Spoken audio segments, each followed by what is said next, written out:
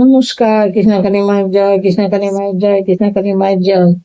বন্ধুরা সব কেমন আছো? হ্যাঁ, আমিও একটু ভালো আছি। এই দুদিন বৃষ্টি ফৃষ্টি হলো।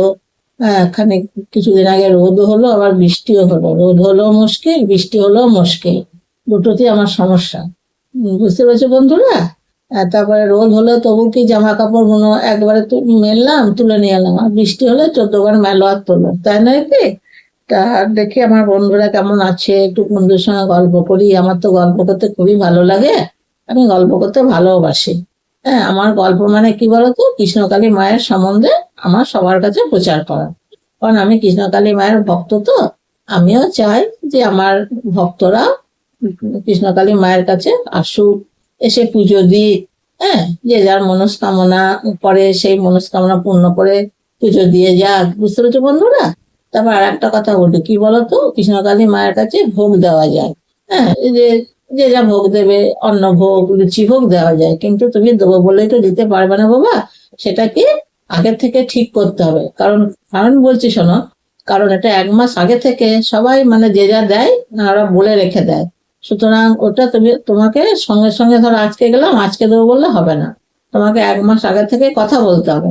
তারপর ওনারা যেদিনকে বলবেন সেই দিনকে তোমাকে সেই ভোগটা দিতে হবে। কারণ ভোগ দেবো বলেই দেওয়া যায় না। তাহলে তুমি যদি লুচি ভোগ দাও লুচি ভোগ, অন্ন ভোগ দাও অন্ন ভোগ, যে ভোগই হোক দাও। এবার ওদেরকে আগে থেকে লিস্ট করা থাকে, যাবো বললে হয় না। ঠিক আছে বাবা? তা তোমার মনস্কামনা পুজো দিতে পুজো দেওয়া চলবে, আর তুমি যদি ভোগ দেবো বলো ভোগ দেওয়া চলবে। ঠিক আছে? আর শোনো, আর কৃষ্ণকালী মায়ের কাছে তো প্রচুর দূর দূর থেকে লোক আসে। শুধু তো বর্ধমান টাউনটার মধ্যে নয়, ধরো এই তোমার কলকাতার সাইড গুলোয়, তারপরে তোমার এই বর্ধমানের আশেপাশে, তারপরে বিহার থেকে, হ্যাঁ, এমনকি তোমার কি বলবো, ওই গুজরাট, রাজস্থান, সব জায়গা থেকেই লোক আসে।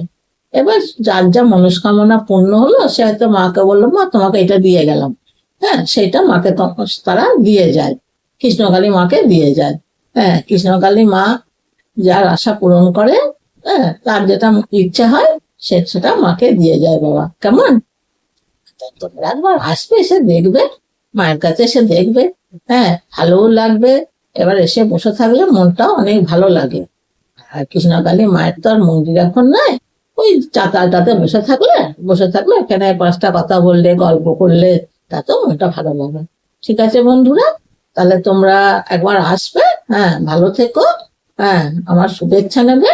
আর কি বলবো, চ্যানেলটা সাবস্ক্রাইব করে দিও, এটা লাইক করে দিও। কেমন? রাখছি তাহলে, টাটা। জয় কৃষ্ণকালী মায়ের জয়, জয় কৃষ্ণকালী মায়ের জয়, জয় কৃষ্ণকালী মায়ের জয়।